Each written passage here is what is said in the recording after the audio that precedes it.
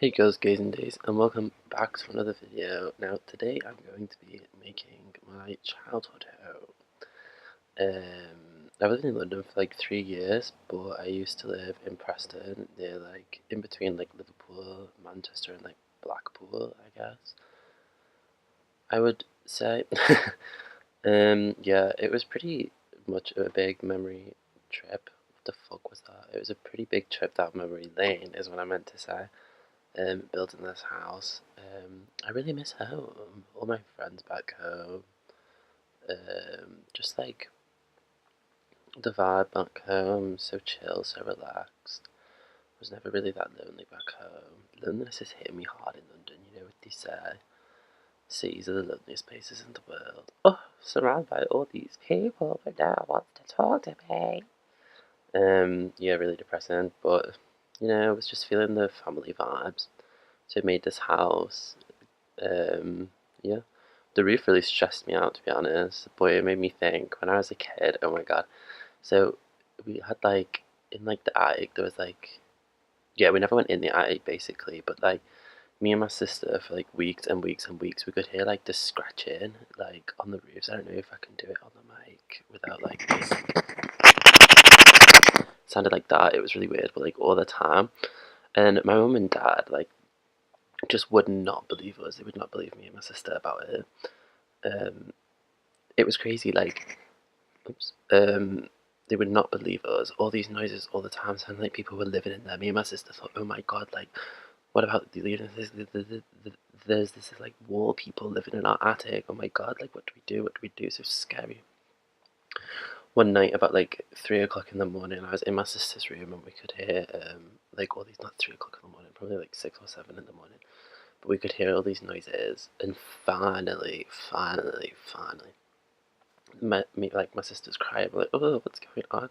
And my dad comes in and he's like, do you guys hear that? And we're like, yes, finally. Pardon me. Yes, we do. Thank God you finally fucking heard it. So he goes and he gets someone up there.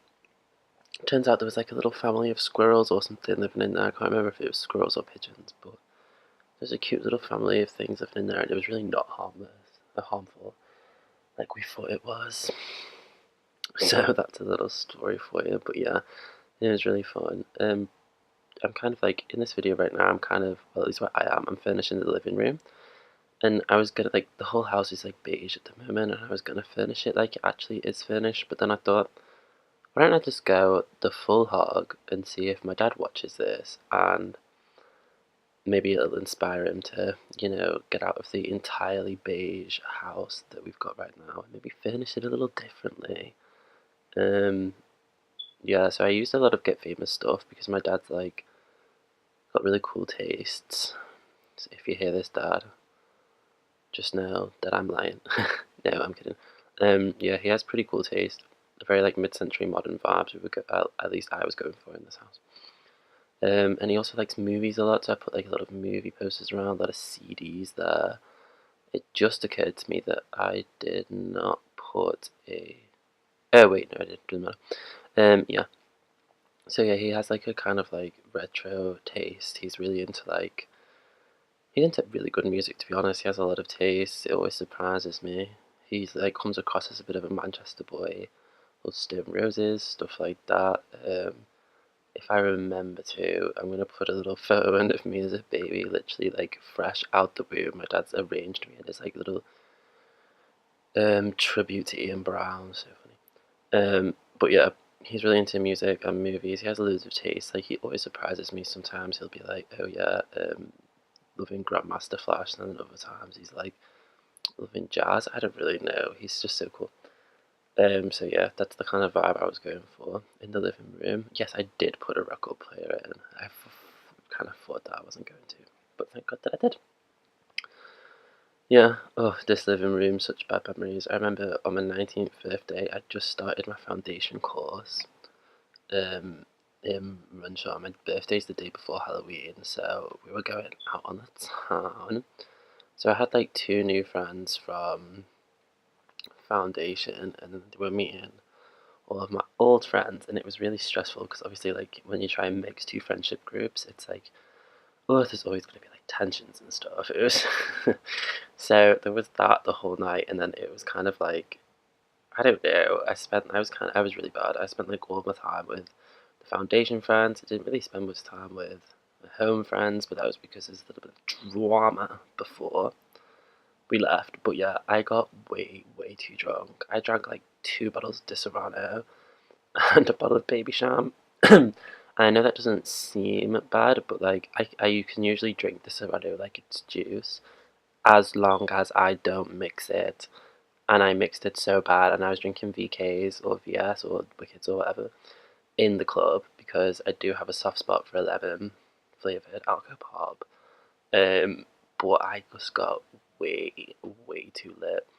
I was thrown up in the bathroom, and then I like kind of stumbled outside. Now the bouncers at this club like really sound warehouse in Preston. If you don't know it, someone from the Black Flag got kicked out of it. Stone Roses said it was one of the best nights out in the north. And Nico from Nico and the Velvet Underground covered David Bowie's Heroes in the Smoking Shelter. There's a video on YouTube. You can find it if you want. But yeah, where was I with this? Oh yeah, so I was outside vomiting like between my legs. The bouncers were being so cute, saying like, "Oh come on, like if you just get sober, you can you know." My brain just stopped working. Yeah, if you get sober, you can come back in. But I was just not getting sober, and like I was like dissociating, astral projected. My body was literally flying around outside of my like conscious flesh prison. I don't know. And yeah, then my friend Eleanor came and she took me home in a taxi. Bless her. Eleanor, if you're watching this, which I'm pretty sure you're not, but you know, you could surprise me. I never know. Thank you for getting me home, basically. And Annabelle and Meg, thank you for sitting outside of me for so long. I know Annabelle might be watching this. Meg, definitely, probably not, to be honest.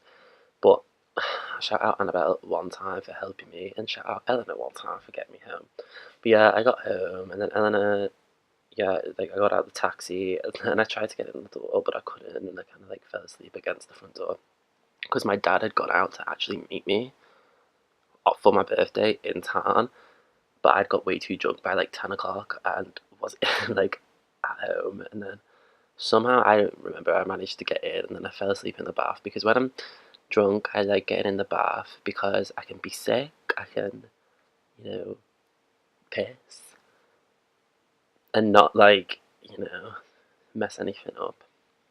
So I was just like covered in sick in the bath, and it was not my best time. And that was like probably the last time I ever had people like round in that sense.